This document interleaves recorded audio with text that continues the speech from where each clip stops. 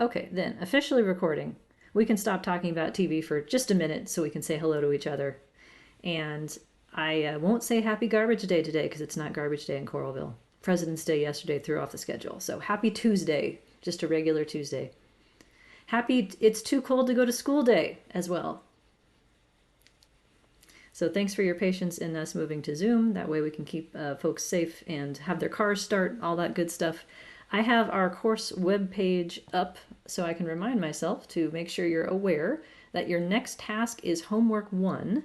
So that's using the online homework system for the first time this semester to complete a real assignment. You tried it out with homework 0, which was over the syllabus to get used to how it works. But this one will be over binary models, what we've been talking about. And since we're not quite done talking about it, I pushed it back to Wednesday. So it worked great, good to hear. So I try to make it so that we have at least a week between when we finish going over something and you're responsible for doing work on it. And since that would, Monday is too soon, so it's going to be due Wednesday of next week instead. So I made that change in the system and it should be ready to go for you. If you run into any issues or you have questions about any of it, please don't hesitate to ask us. If questions are unclear in terms of what is being asked, we're happy to clarify what we meant. It's not supposed to be an assignment testing English. So if my wording is unclear or you don't know what I'm saying, please ask. I'm happy to clarify as well. All right, then, let's see. Vladimir, are you ready to take over the show? Yes, thank you, Lisa. So I told him I'm going to be Vanna White. I'm going to drive and like wave at everything, and he's going to walk us through. And I will try my best not to interrupt you, but I may have to jump in every now and again because I just can't help it. Yeah, please. Okay. Yeah, especially for questions 7 and 8, I think those were hard. Yeah.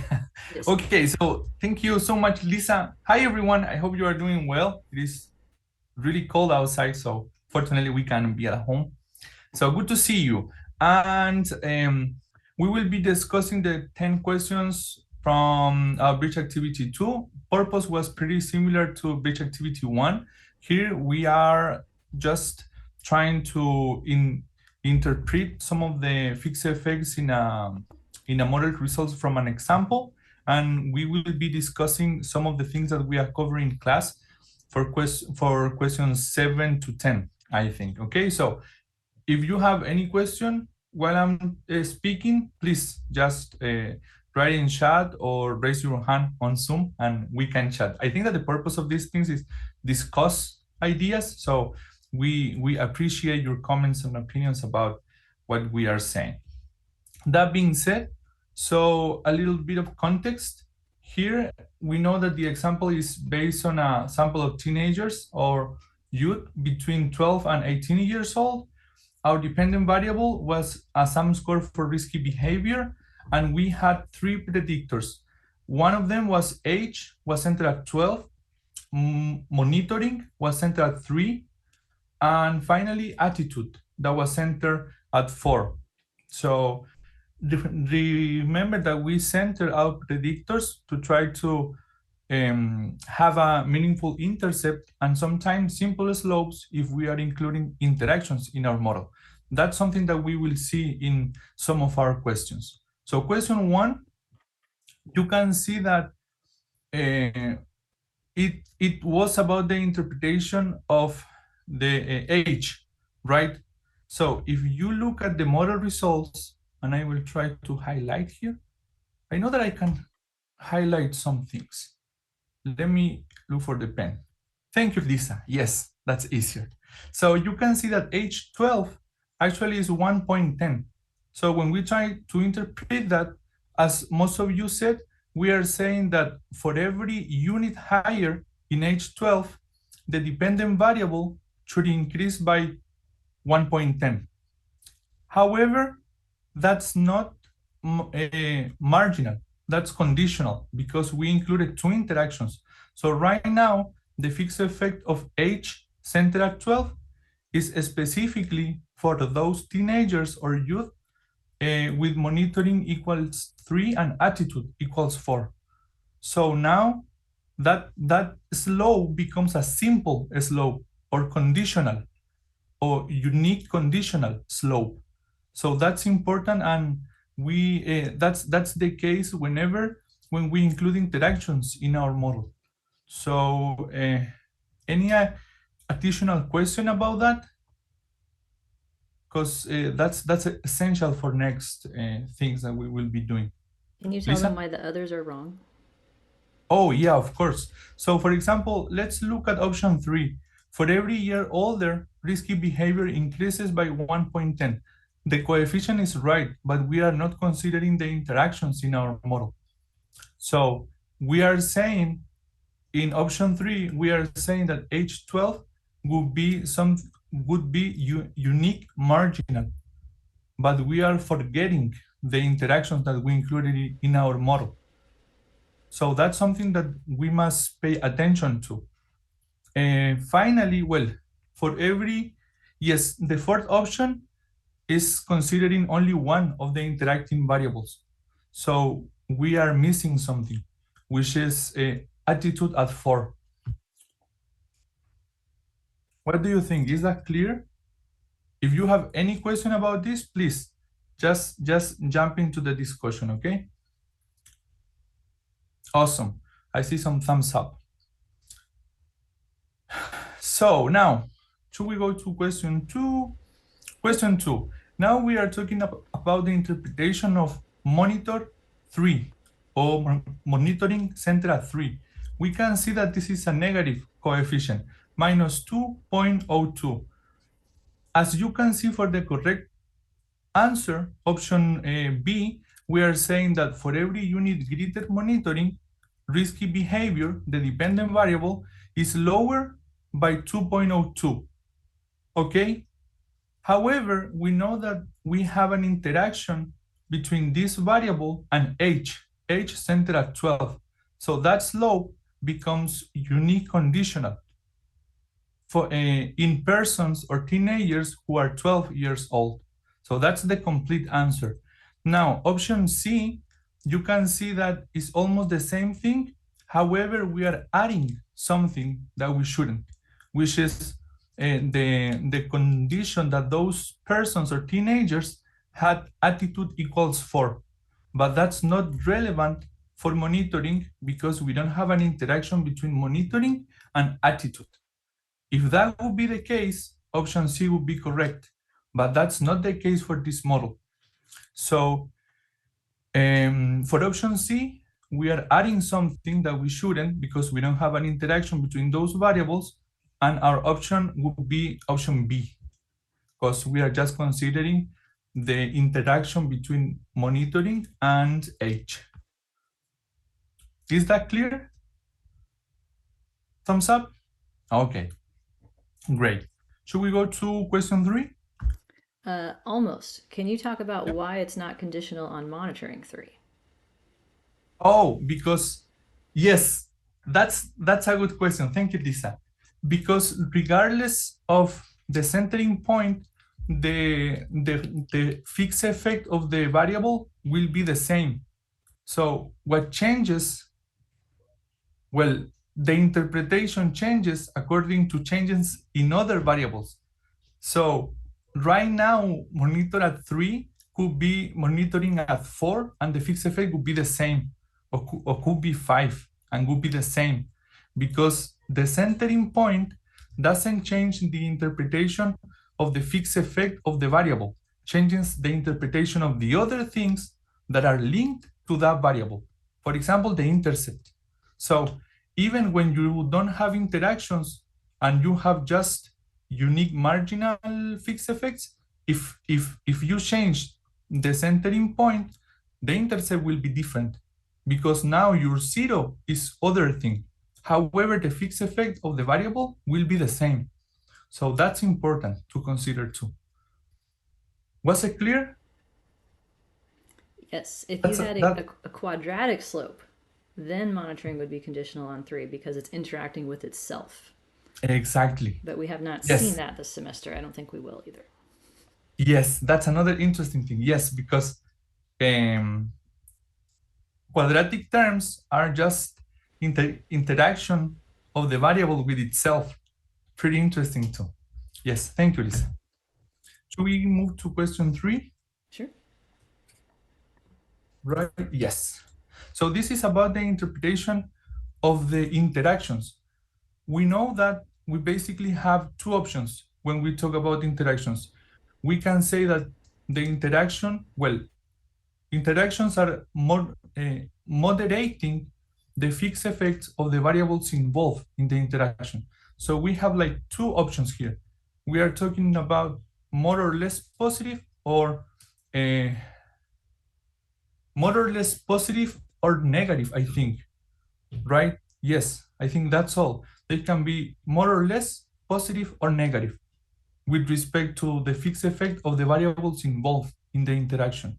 So specifically for question 3, we can say that what happens to the effect of monitoring as a function of age.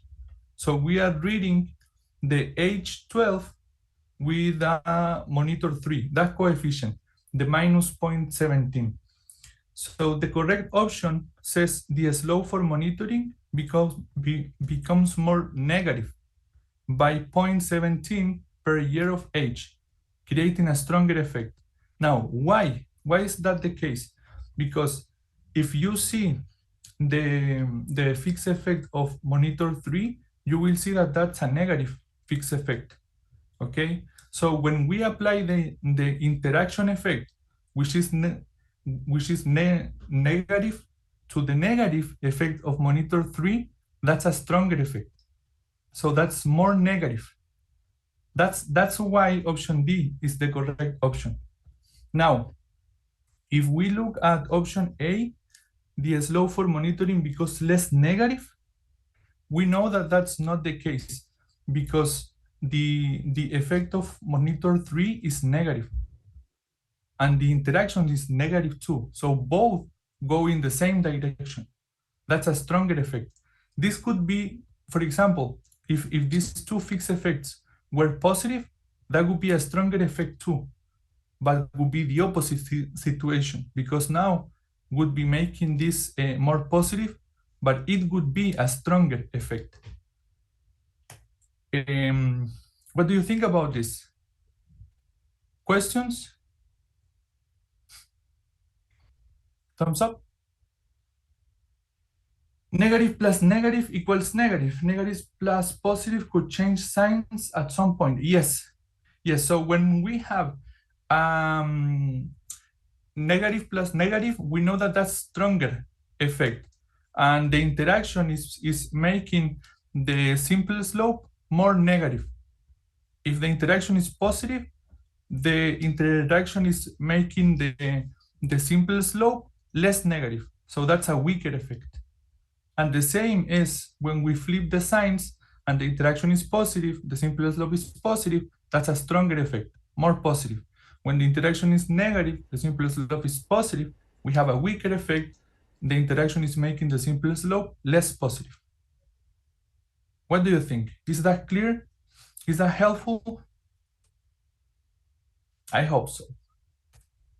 Same signs equals strength, different signs weaker. Yes, I think so. That's what I would say, Tevin. Yes, questions? Yes, awesome, thank you. Okay, what do you think, Lisa? I think we're good. I was just going to say, folks, you don't have to have your cameras on, but I will tell you that it's a lot easier to tell how things are going when we can see your faces react in real time. So if you're willing to participate in that, we would appreciate it. If you're not willing because you're in your pajamas or whatever, then that's fine too. But I just, for Vladimir's sake, right? Yes, thank you. You can do this, so I can say awesome. Yes, I don't want to waste your time with basic stuff, but I think that we can just agree on some important things. So should we go to question 5? Sure. 1 second. Too far. There we go. Yeah, awesome. Thank you, Lisa. So this is question 4. Sorry. We are still talking about interactions here. So what happens to the effect of age as a function of attitude? Pretty similar to previous question. So now option D was correct because we are interpreting the interaction in the same way that we did before. But here the numbers change and you can see that the age 12 fixed effect was positive. However, the machinery of the interpretation is the same. So now we are saying that the slope for H become less positive by 0.52. Why is less positive? Because the original H slope is positive, it's 1.10. So we know that as attitude increases, H12 slope, which is positive, would be weaker or less positive by 1 unit change in our attitude.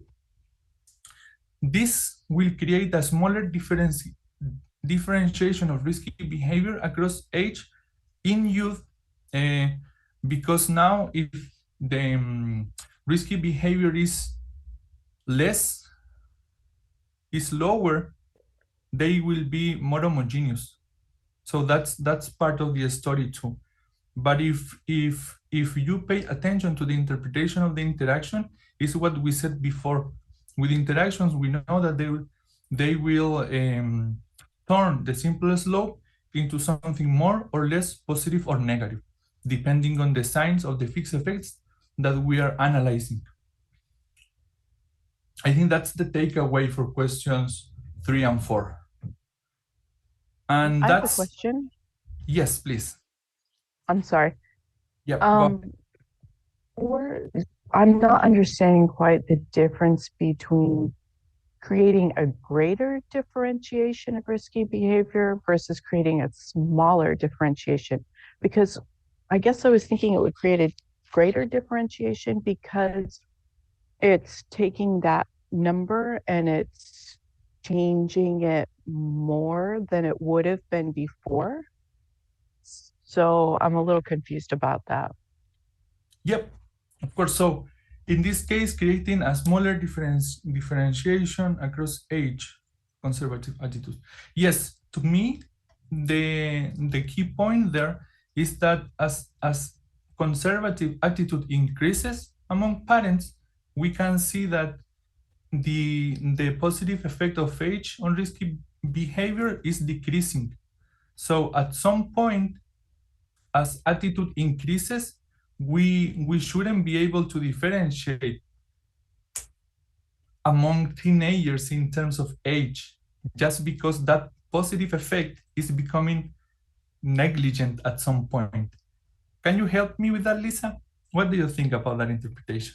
Yeah, this one took me a minute to try to come up with something that sounded real world ish, but this example came from a longitudinal data set. So if you think about risky behavior increasing with age, as kids get older, they do more stuff that you don't want them doing. If you are a parent who has a lot of attitudes about smoking and drinking and risky behavior being bad, and presumably you communicate that with your child, then that age related increase is less. So it's kind Okay. of a protective factor. So there's less of an age effect amongst kids with conservative parents.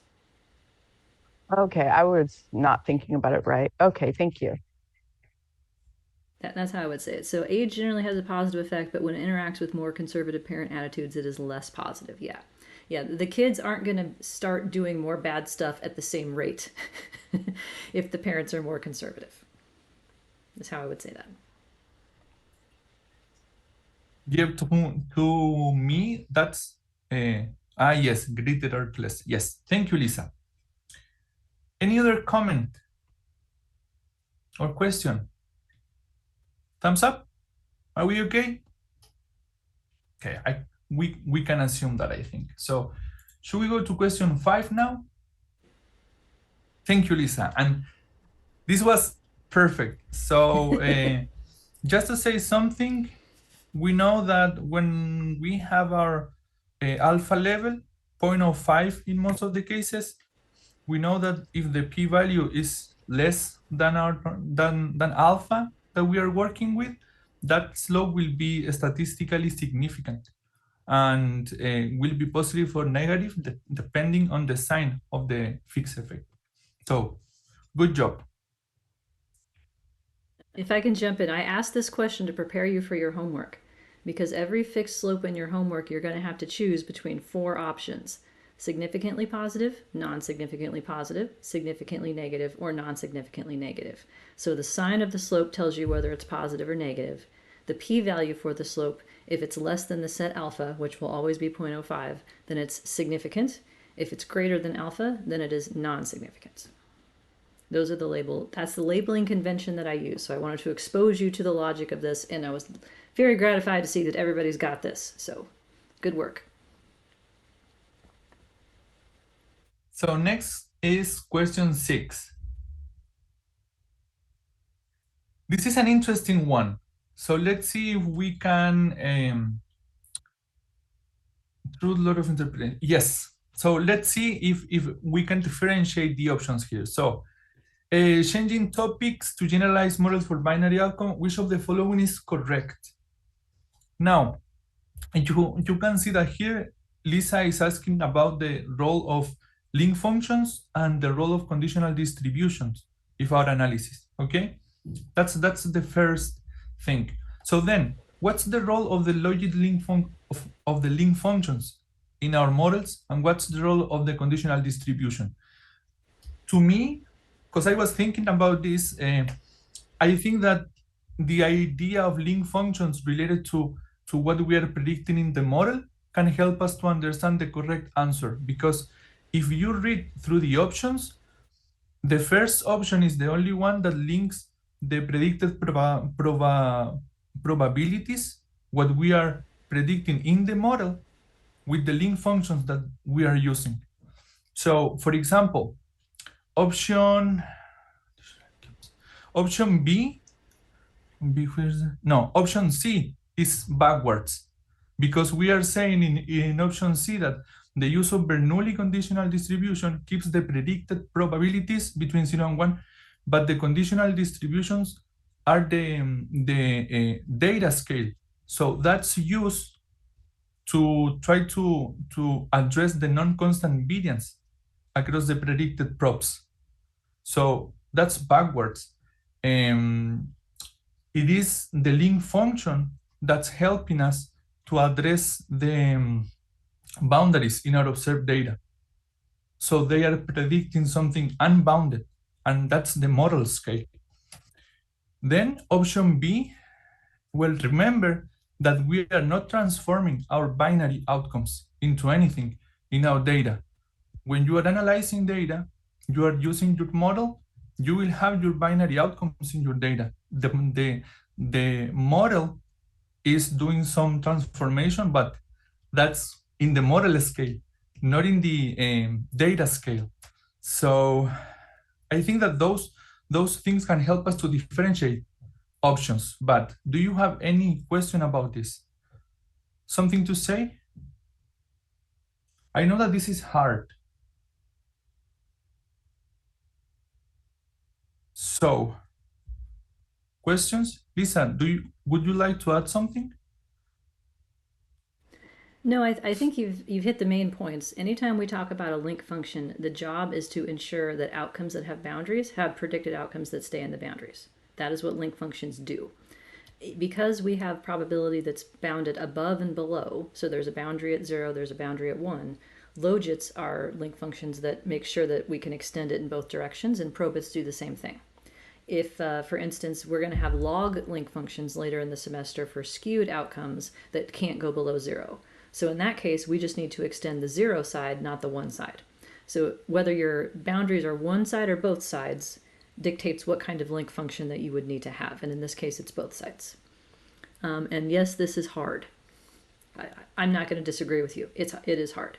But the good news is that once you get the hang of one of it, the next one is not as hard. It's kind of like learning a programming language or a stats package. The first time you have to learn one is very difficult. The ones after that, you at least have some concepts, and it's like, okay, how do I do this in R? How do I do this in SAS? So have some patience with yourselves if this is still feeling hard, because you are correct. It is. Yep. I just want to give a pep talk. I didn't want to clarify the answers. Yeah, no, and I would like to highlight the differences between option A and B again, just to remember that, for example, with option B, we are not transforming our data. We are using our data as what it is, and we are modeling something using that information, but we are not transforming our data. And then with option C, remember that the conditional distribution works with the observed data, and the link function works with the model scale. So to me, those takeaways can help us to understand the differences between options. Should we move to question 7? Great. Yes, this was great too, because here Lisa was asking about how to go from the model scale to data scale. So how can we go from logits to props? Now, remember that this is for the case of predicted values, because we cannot take, for example, slopes in logit scale and go to props, because the relationship between the slopes and props is not linear, as we have seen in class. So this formula, we know that when we have the predicted logit, we must take the exponent, and that value is over 1 plus exponent. Exactly. Thank you, Mike. We are taking the exponent over 1 plus exponent. And this is for the case of predicted logits or outcomes. Well, outcomes specifically, not for slopes, okay? Questions? I think that you did great, so good job. Should we move to question 8? I was just happy that nobody picked a probability of 4. But otherwise, these distractors are all some version of getting the order of operations wrong, like logging it or just e to the logit without the denominator. So good job, everybody, for nailing this one. Yes. Okay. So here, this is similar to the previous question, because we are still discussing differences in the interpretation of the model scale results. In this case, when we have, let's say, a fixed effect equals 0.80 for our predictor, what's the interpretation of that? Well, if we are looking at the model results, that scale will depend on the link function we are using. Here, we are specifically talking about the logit link function, right? In the software, yes. So you can see that the option E is for every unit greater X, whatever the predictor is, the log odds or the logit of 1 is greater by 0.80. Why the logit of 1 or the log odds of 1? Because that's the data scale. And you can see that option A, B, C, D, E. Sorry, option E was incorrect, because there we are talking about props. However, that's not a model scale. That's data scale. We can go from logit to props, but when we are looking at the model results directly, we are talking about the model scale, which can be logits or probits, but in this case is logit. So we predict logits with model, then logits change to props. Yes, exactly. We can, when we are talking about predicted outcomes, yes, we can go from logit to props, but the model works with the model scale, whatever, depending on the link function we are using. Yes, so here is logit. Questions? Is that clear? You will see that I'm always talking about model scale and data scale, because I think that can help us to differentiate things. Should we go to question 9? We're almost done here. So now, question 9. This is an interesting question again. And here we are trying to see what the differences between link functions are and what motivates each link function. Specifically, question 9 says, which of the following is correct about logit and probit link functions? So we know that these probit and logit link functions are related to the idea of Y star, this latent response variable, which is continuous, which is imaginary or unobserved, and we assume that the information we have comes from that latent response variable. But we are observing like the binary manifestation of that continuous thing. Now, given that the latent response variable is imaginary, we need a scale for that. And the scale is related to the logistic distribution or the standard normal distribution. And that's well explained in our lecture 2, slides 16 and 17, if you're interested in some details about that. 16 and 17. Well, 16. 16 there. Well, that's for profit. Yes, and I think that 15, Lisa, sorry. Yes, there you have more details about this idea of our latent response variable. And we can have here, we have two options, profit or logistic, a standard normal distribution or logistic distribution, okay? So can we go back to the question? So option A was correct because they are motivated by different underlying distribution. Why they are different? Because in the case of logic, you have the logistic distribution. In the case of profit, you have the standard normal distribution. And they generate nearly identical predicted props because you can see that the logit estimates are almost 1.7 times higher than profit estimates. But most of the time you will have the same conclusion. I will say most of the time using profit or logits, you will have the same conclusion about your data. However, they are motivated by different underlying distributions because again, logit is linked to logistic distribution, profit is linked to a standard normal distribution. Why is the standard? Because we assume that means is 0 and variance is 1. In logistic distribution, mean is 0, variance is fixed, is pi squared over 3, approximately 3.29. Doesn't change. And for option B, so why is option B incorrect? Because we are not using the same underlying distribution. This idea of the latent response variable is present in both distributions, but not the same distribution.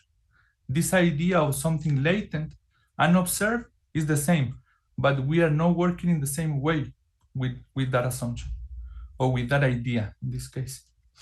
Questions? Thumbs up? Awesome, thank you. Should we go to the last one?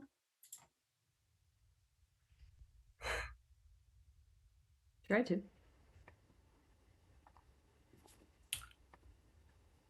There we go. So there. Finally, question 10. This is a good one again. This is tricky. I like it. Question 10 says, if an odds ratio, okay, if an odds ratio is positive, which of the following is true about the corresponding slope in logit metric? Let me ask you this immediately. Do we have negative odds ratios? Can we have a negative odds ratio? No, right? Odds ratio is always positive. Exactly. So, given that information, what can we know about the slope in logits when we have information about the odds ratio? Well, we know that we cannot have negative odds ratio, but we know that if the odds ratio goes between 0 and 1, that will be a negative logit. If we have something above 1, that will be a positive logit. However, we don't have that information in the question. That's why option B is correct, because we cannot know whether the corresponding slope in a logit metric is positive or negative, just knowing that the odds ratio is positive, because it could be anything between 0 and positive infinite. So that's like the tricky part of this. Now, option A, we know that the corresponding slope in a logic metric is positive. That's not true, because if we have an odds ratio below 1 or between 0 and 1, that will be negative. That would be a negative slope in logit scale. So that's the key. Comments, final thoughts, impressions. Are we good? I thought that this was an excellent way to test our knowledge. Thank you, Lisa.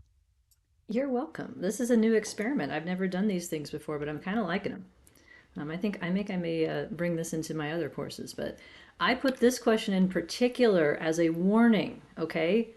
I don't want to yell and like blow out your eardrums, but homework question. At least one person every semester does this, where they look at their odds ratios and see that they're all positive and choose significantly positive for all their answers. Odds ratios have to be positive. So don't look at their signs. It's not going to help you. If it's between 0 and 1, that's a negative slope. If it's between 1 and positive infinity, that's a positive slope. It's a lot easier to get the direction right if you look at the model results in logits rather than in odds ratios.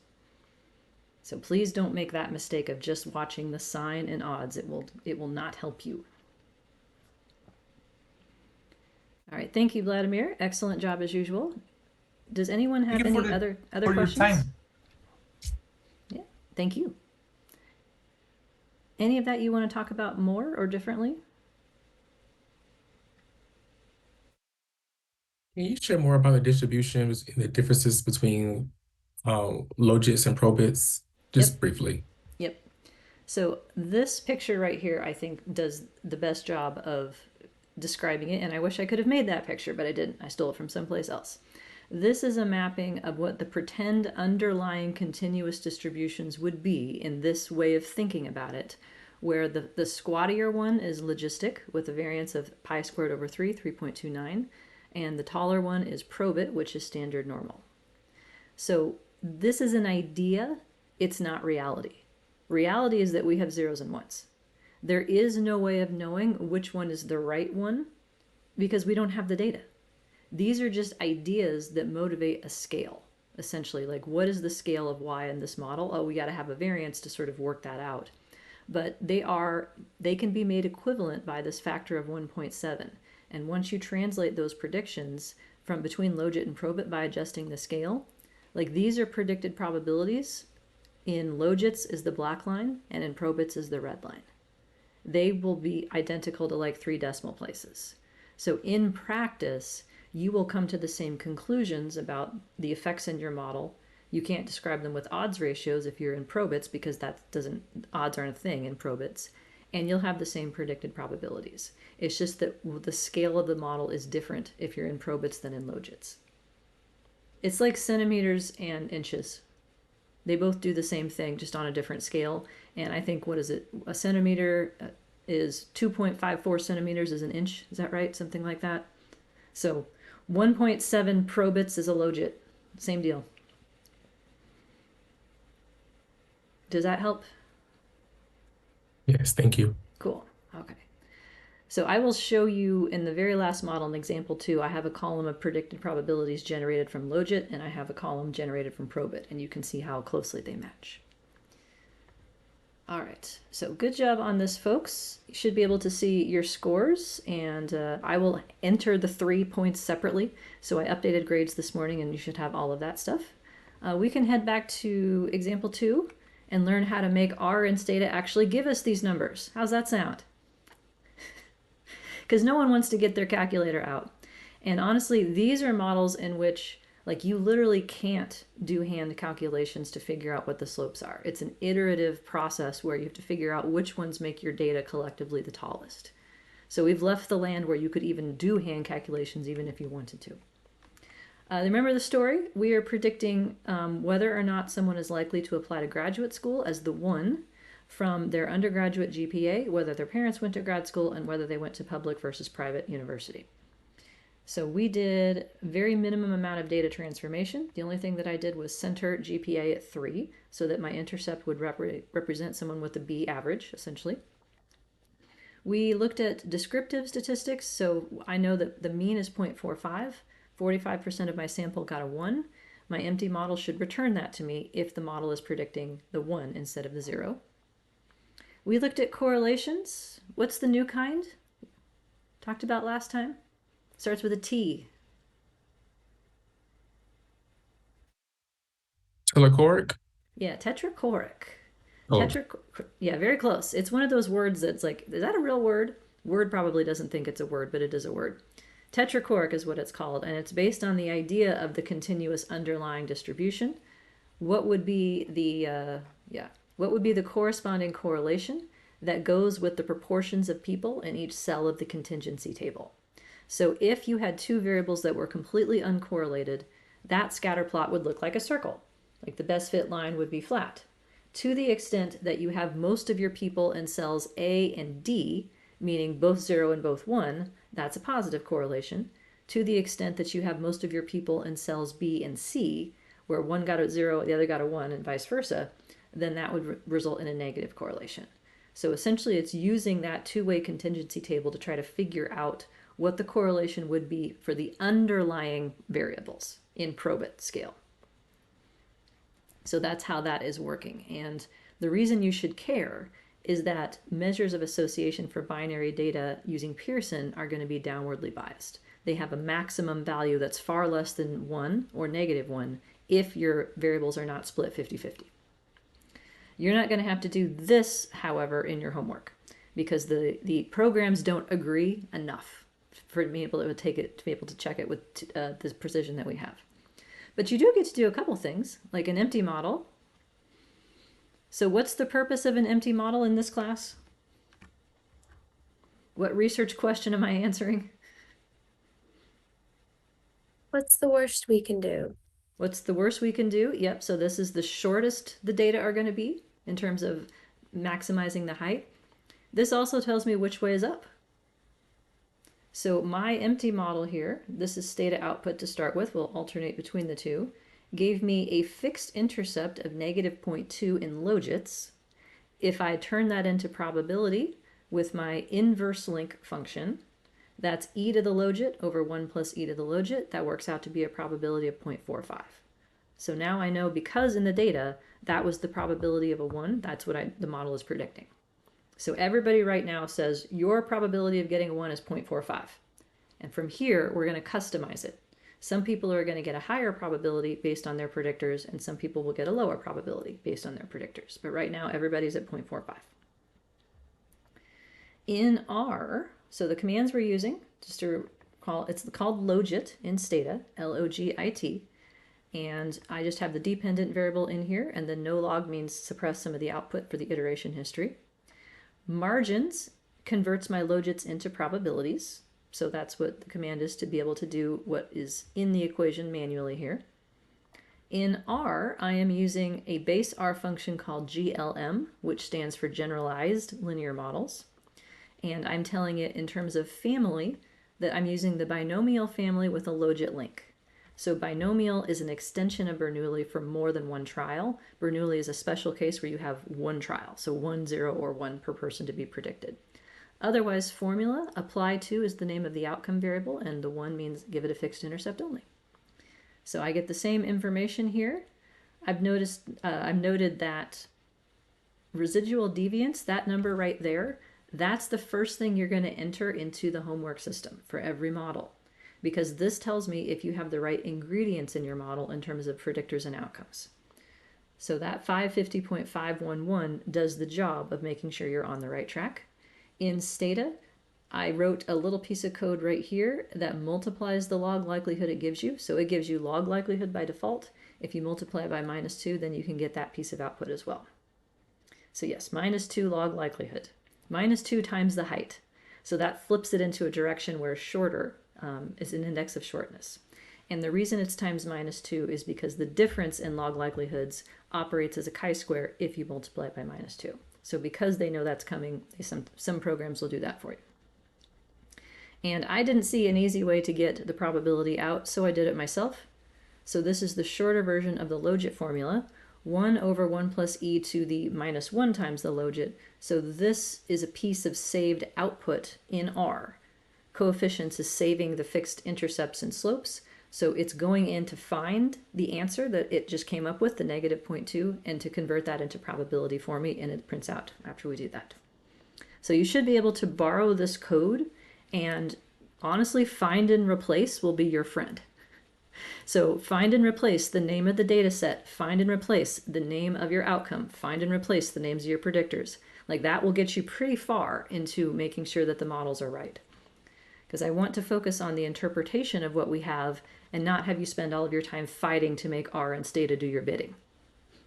That's my goal here. Okay, with me so far. Using different names for the models also helps with the homework. Yes.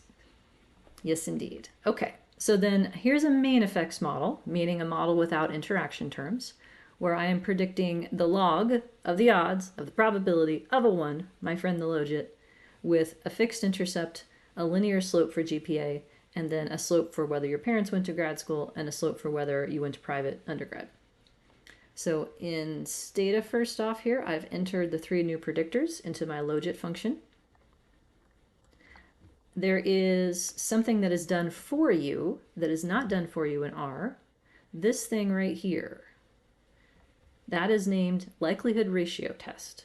That is the difference in -2 log likelihood relative to the empty model for this one.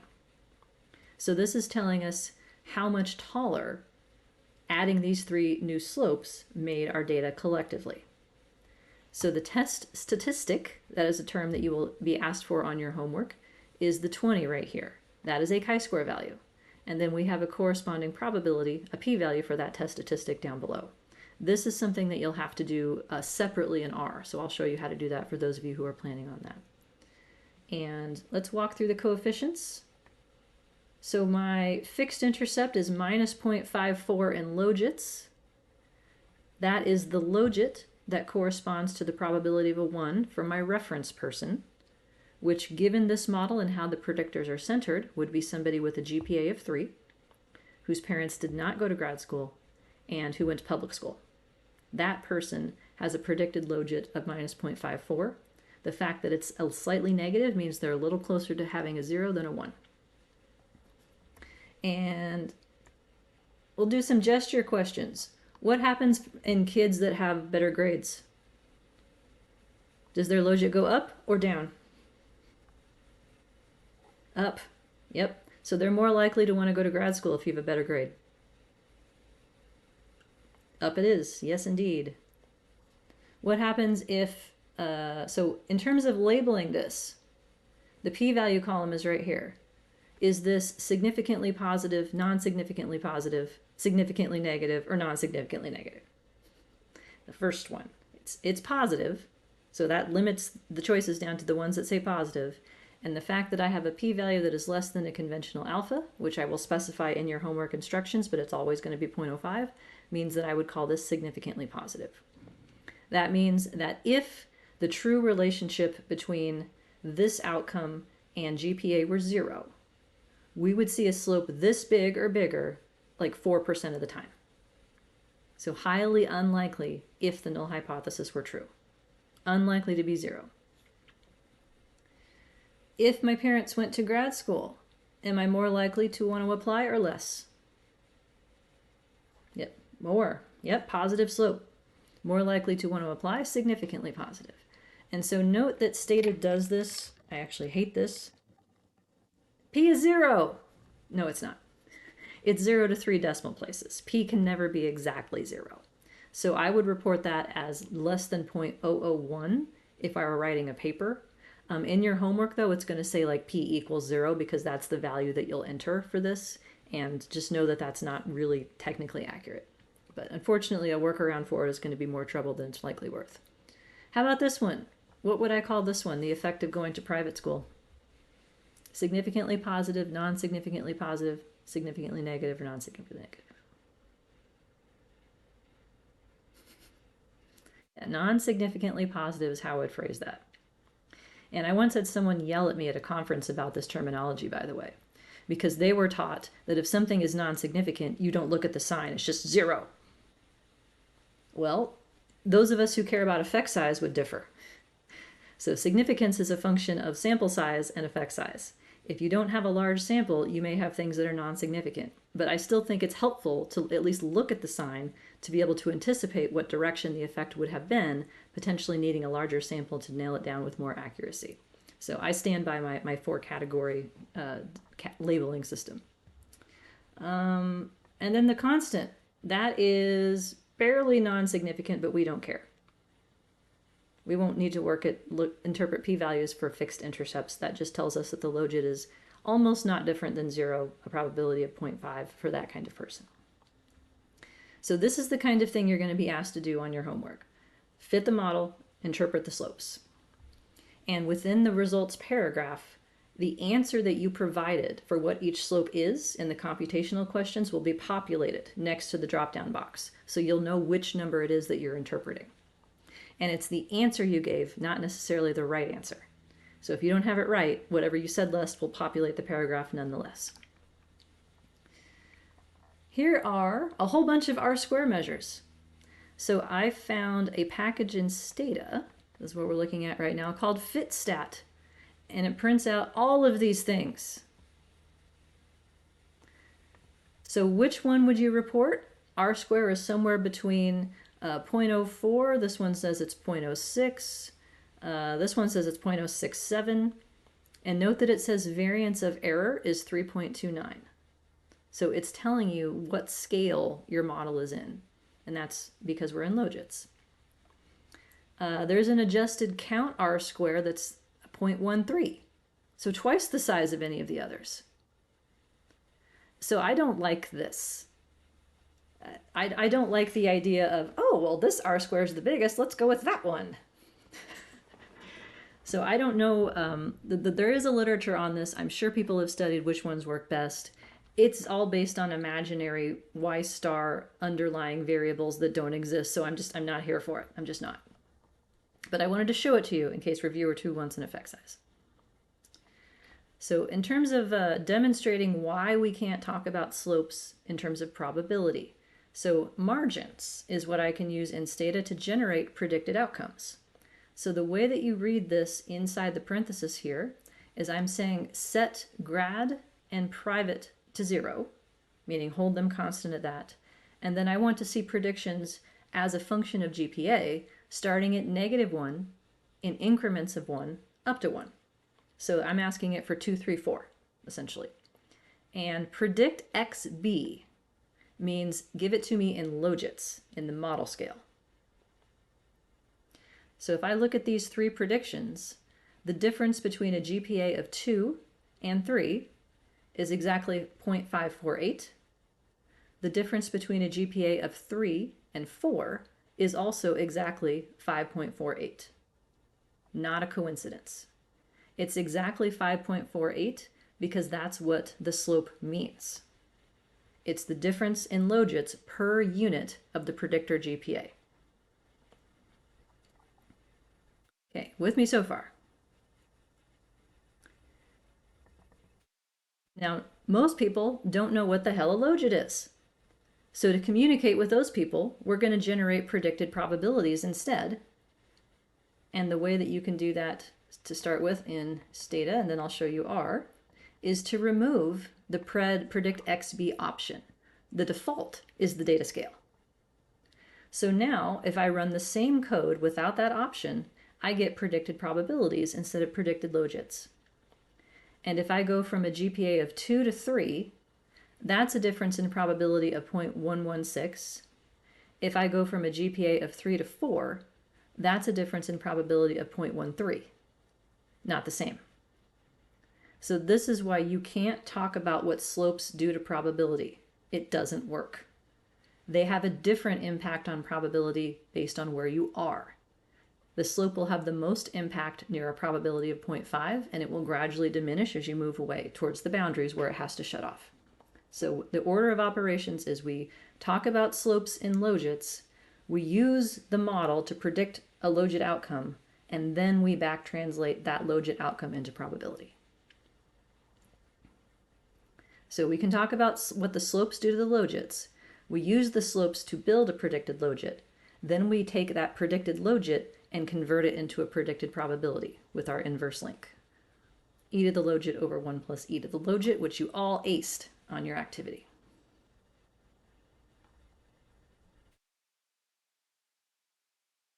Okay, so if I don't like R square for effect size, The other thing that I can ask for is an odds ratio. So this takes the slope out of logits and puts it down into predicting odds instead. It's a ratio of two sets of odds. It's considered an effect size for these models. So to request that in Stata, I add two letters, OR. It might look like OR, but that's not what they mean. They mean odds ratio. So now the output table has converted all of my logit slopes into odds ratios by doing this, e to the slope. And note these are all positive. Coincidence or consequence? All my odds ratios are positive. What was the last question on our activity today? Consequence. Yeah, they're always going to be positive. They have to be. And I set up this model so that all the slopes would be positive in logits, and that means all the odds ratios would be expected to be over 1. Okay, that brings us to the end of the status section. Let's get to the R section and do all the same stuff. So in the previous version of this class, I had organized the output to print out 4 different tables for everything, which is really annoying to have to scroll across. So I made a little function that combines everything together into one nice table. So this is a function that I wrote to do this called GLM summary OR. You can tell it's my function because I start things with capital letters and no one else in R does. So this is going to spit out first -2 log likelihood for the model. So that's going to be what you enter first to make sure that you're on the right track. The estimate, standard error, and z-value are all in logit metrics. So we get the same pattern as what we just saw in Stata, except the intercept is listed first. Then we have estimate divided by standard error is treated as a z for our test statistic, the corresponding p-value that goes with that. And then I added a column on the end to get the odds ratios right here. So your effect sizes are in the last column of this piece of output. The p-value is the same either way. If your logit slope is significant, so is your odds ratio. There's a 1-to-1 correspondence.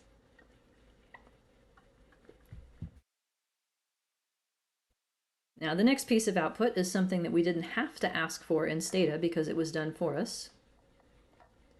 The significance test of the overall model. So the likelihood ratio test in these models is analogous to what we used to use the F-test for in regression. Is Y predicted significantly? That's F tells us that in terms of a significance test, and R² was the effect size. So the analog we're doing here is the change in height. So Stata computed the difference in -2 log likelihood relative to the empty model and printed it here for you. In R, we're going to have to do that ourselves with an additional piece of code. Now the good news is that it's a relatively short piece of code, and it's something that you don't have to download because it's part of base R. It's the ANOVA function. Now this thing is the worst named function ever, because this has nothing to do with analysis of variance whatsoever. Nothing.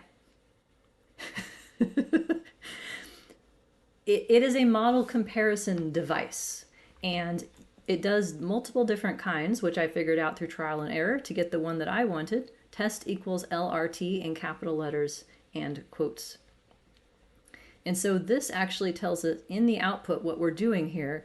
It's the analysis of deviance table. Deviance means -2 log likelihood. So I would argue this function should not be called ANOVA, it should be called ANODA for deviance. So this is the ANODA function from now on. So you list the model with fewer parameters first. That's my empty model. That's what I had saved as a piece of an R object. The one with more parameters second, and then it's repeating the comparison. So it's easy to see that these are nested models because the second adds 3 things that the first didn't. And then you get the little piece of result here. So it gives you the -2 log likelihood for the first model, for the second, and then it gives you, as deviance, your test statistic. So 20 is the chi-square value that results from this comparison. Its corresponding p-value is right next to it. Question, is residual deviance always -2 log likelihood in this output? Yes, because, let me find the one from before.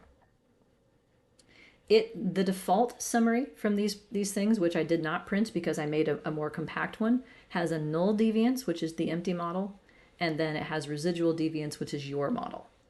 So it always prints both of those so that you can compare across whenever you want to. I suppressed the printing of the default output so I could get something that was a little bit more compact and easy to work with. So then this tells us that our 3 slopes, so degrees of freedom is the number of slopes that are in your model for this, our 3 slopes significantly work together to predict the logit of whether you want to go to grad school or not.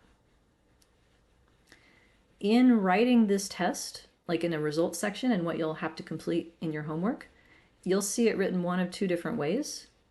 The first one is -2 with the triangle. That means delta, that means change.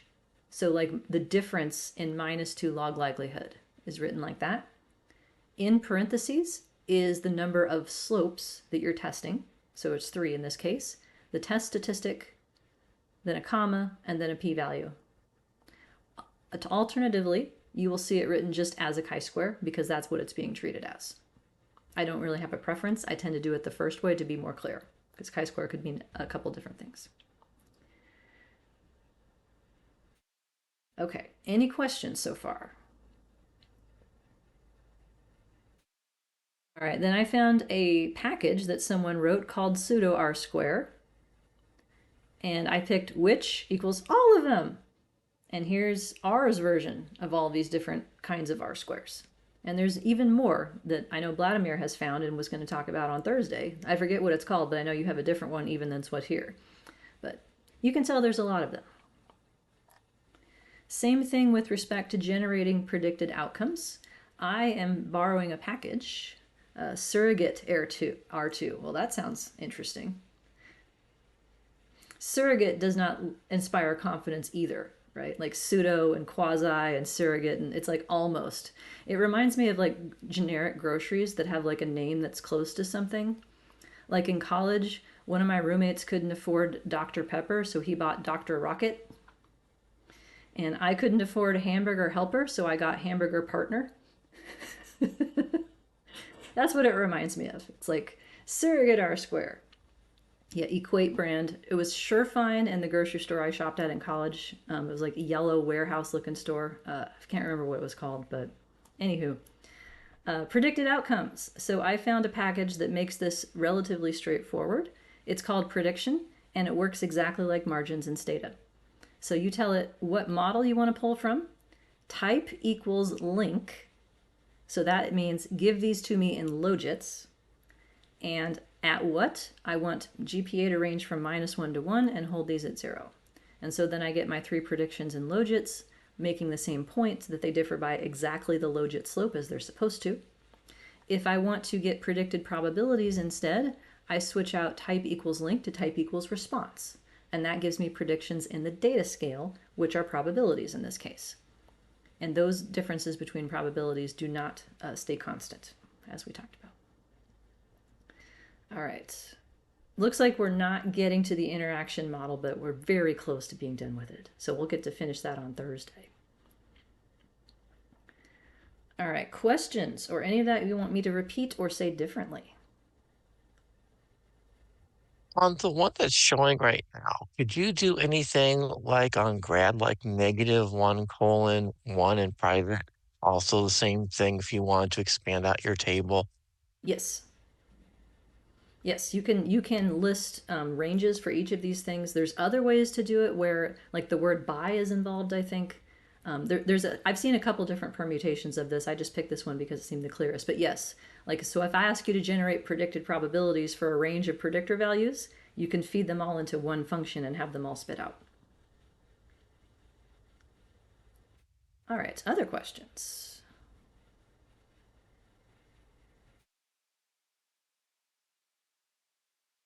Okay, so then to recap, what's the one thing you can't do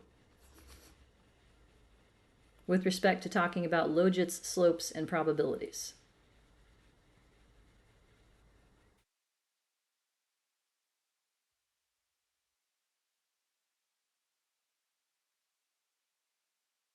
You get a slide. Interpret from the slope. Yep. You cannot talk about the change in probability from a logit slope. Yep, you have to delogit it. Yes. So here's a table that summarizes the rules. If we're talking about slopes in logits, we can convert those slopes into odds ratios to give them effect sizes. That talks about the change in the odds for a 1 unit change in your predictor. So it's e to the slope, and that's what I added to the end column in the R output, and instead of the option OR converts it into this metric. But that's all the further you can go. You can't then take the slopes and turn them into some kind of change in probability because it doesn't work. It's nonlinear. For predicted outcomes, though, all three are okay. So we start by using the model to generate a predicted logit. We can then back translate that into a predicted odds, e to the logit, and we can then take that one step further and translate it into a predicted probability with this little formula right here. Then we can plot logits or probabilities as we wish. Do we have the ability to open work on homework and return to it at a later time, or do we need to do it in one setting? You do not have to do it in one setting. I wouldn't recommend it, honestly. It's a lot. So if you hit at the bottom of the page, there's a check and save your answers box. Make sure you hit that before you exit out, and your progress should be saved when you log back in again. The other thing that I will tell you is that each section has numbers and then words, and then numbers and then words. I see folks get all the numbers first for everything and then go back and try to figure out the words. Don't do that to yourself, because the numbers give the immediate context as to what the words are saying. So you'll get confused as to which model you're in and what things mean if you get all the models first and then try to interpret them all. So I would do it by section, is my recollection for that. And you will get your feedback on how you do with the word result sections after the due date has passed. So you'll have to submit it and then wait until that happens. And then when you log back in, things will be red and green and you can tell what went wrong and what went right. Okay, any other questions?